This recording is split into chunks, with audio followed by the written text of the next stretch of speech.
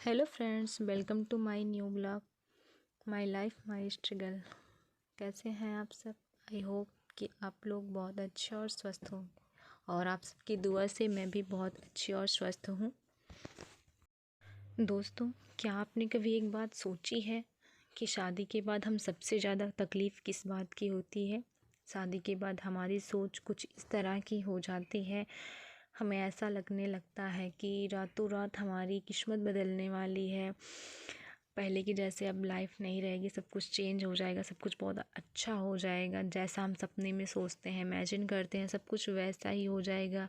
वैसे एक हमारी बिंदास लाइफ हो जाएगी। लेकिन ऐसा कुछ नहीं होता है, हमें बहुत मेहनत करनी पड़ती है। कुछ लोगों की किस्मत अलग होती है, कुछ लोग किस्मती होते हैं कि उनकी लाइफ सच में वैसी ही हो जाती है। लेकिन सबके साथ ऐसा नहीं होता है। हमें सब कुछ हम जो जैसा चाहें वैसा हो जाए, ऐसा मुमकिन नहीं है। पर हम सब पता नहीं क्यों किस सोच में रहते हैं कि हम लोग ना अपने पीछे की पीढ़ी को तो देखते ही नहीं है। हर जगह नहीं, लेकिन कहीं ना कहीं ऐसा होता है कि हमारे माँ बाप, हमारे दादा दादी ने भी देखा होगा कि कहीं ना कहीं संघर्ष ज़रूर किया है, उनको भी संघर्ष करना पड़ता है। ये अलग बात है कि सबसे ये अलग बात है कि सबके संघर्ष के तरीके अलग अलग हो सकते हैं, सबकी ज़रूरतें अलग थी, लेकिन ऐसा कहीं नहीं है कि बिना संघर्ष के हमने अपने घर गृहस्थी बसाई हो। और हमारे जीवन के दुख का कारण सबसे बड़ा यही है। जब हमें सब कुछ बना बनाया मिलता है, तब तो हम सोचते हैं हम बहुत खुशकिस्मत हैं, और अगर हम थोड़ा भी कष्ट मिलता है तो हम अपने आप को बदकिस्मत मानने लग जाते हैं। हम ये सोच ही नहीं पाते हैं कि हम जिस समस्या में फंसे हैं, इसका निवारण कैसे निकालें, कैसे अपने आप को मोटिवेट करें, कैसे इसका सल्यूशन निकालें। बस यही देखते हैं कि अपने चारों तरफ कौन कितना खुश है, संपन्न है, संतुष्ट है। देखो वो कितना किस्मत वाला है, उनके माँ बाप ने उनके लिए इतना कुछ बना दिया है। एक हमारी किस्मत है और कि हमारे पास कुछ है ही नहीं। हम अपने उन लोगों को नहीं देखते हैं कि जो मेहनत करके आगे बढ़ते हैं, उनके पास भी कुछ नहीं होता है, लेकिन वो मेहनत से कितना आगे बढ़ जाते हैं। बात इसकी होती है कि अगर हम जीवन में सब कुछ अगर भरा है, परिवार अच्छा नहीं है, तो सब कुछ कितना भरा संपन्न हो, हमारे लिए किसी भी काम का नहीं है। अगर घर ही अच्छा नहीं है, लड़ाई झगड़े लगे रहते हैं, तो पैसे का भी कोई मतलब नहीं है। सब कुछ होकर भी हमारे पास कुछ भी नहीं है। लेकिन अगर परिवार अच्छा है तो हमारे पास कुछ ना होकर भी हम सबसे ज़्यादा अमीर और संतुष्ट और खुश नसीब इंसान होते हैं। रही बात हमारे जीवन में अभावों की, तो अगर किसी के घर में पूरी तरह से किसी भी तरह का कोई अभाव नहीं है, तो उसकी कोई ना कोई पीढ़ी ज़रूर संघर्ष की होगी। अगर आज हमारे पास अभाव है, तो ऐसा नहीं है कि हमारे माँ बाप ने संघर्ष नहीं किया होगा, संघर्ष ज़रूर किया होगा, बस हमारे मन मुताबिक नहीं कर पाए। लेकिन अब हमारा फ़र्ज़ भी कुछ बनता है कि हम अपने परिवार के लिए कुछ करें और आने वाली पीढ़ी का सुधार करें जितना हो सकता है। ये नहीं कि अगर हमारे माँ बाप ने या हमारे दादा दादी ने या उससे पहले की पीढ़ी ने कुछ नहीं बना पाया, तो हम भी वही वैसे के वैसे बैठे रहें और किस्मत के सहारे किस्मत को कोसते रहें कि हमारे नसीब में यही लिखा है।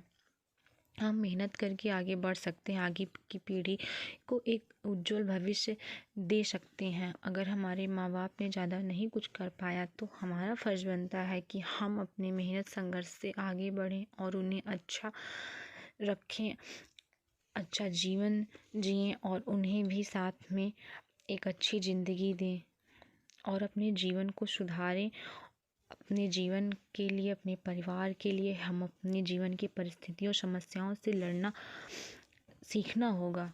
और जो भी हमारी ज़िंदगी में अभाव हैं, उन्हें दूर करना पड़ेगा, और जिस लायक हैं हम उस लायक संघर्ष करके आगे बढ़ ही सकते हैं। अगर किस्मत को कोसेंगे, सोचते रहेंगे, तो हम अपने जीवन में कभी भी कुछ नहीं कर पाएंगे और दूसरों को देखेंगे तो बस देखते ही रहेंगे। अगर समय को हमने बर्बाद किया तो समय एक दिन हमें बर्बाद कर देगा और कुछ समय बाद हम अफसोस करके मर जाएंगे। इसलिए हमारे पास जितना जो कुछ भी है, जिस लायक है, उतने से ही शुरुआत करें और संघर्ष करें और आगे बढ़ें।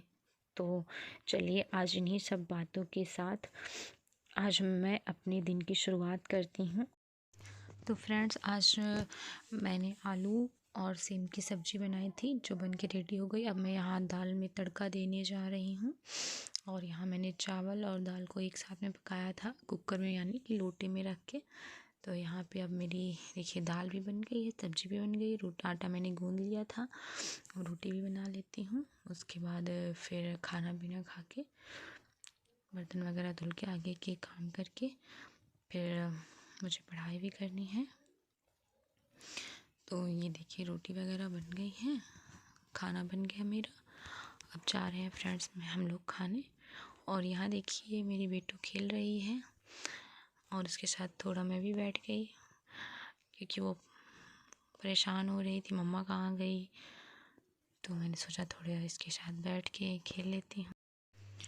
फ्रेंड्स, शादी के बाद हमारी जिम्मेदारियाँ कुछ ज़्यादा ही बढ़ जाती हैं।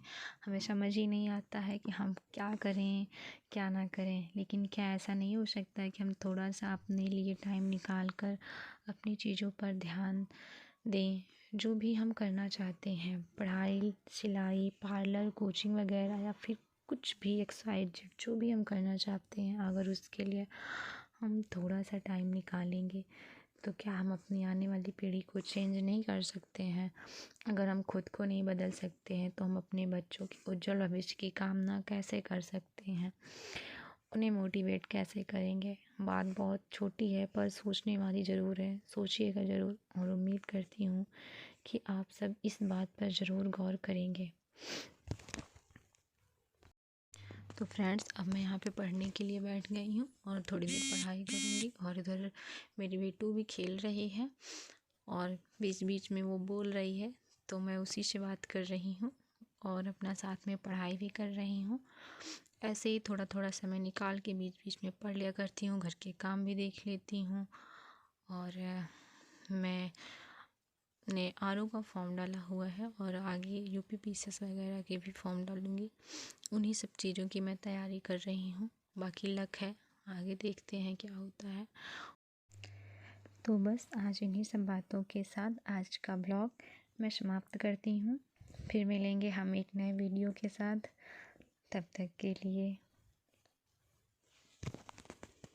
बाय बाय, शुक्रिया। और प्लीज़ आप सभी अपना ख्याल रखिए और हमारे चैनल के साथ बने रहिए। हमारी वीडियो अगर अच्छी लगी हो तो please please please like, comment,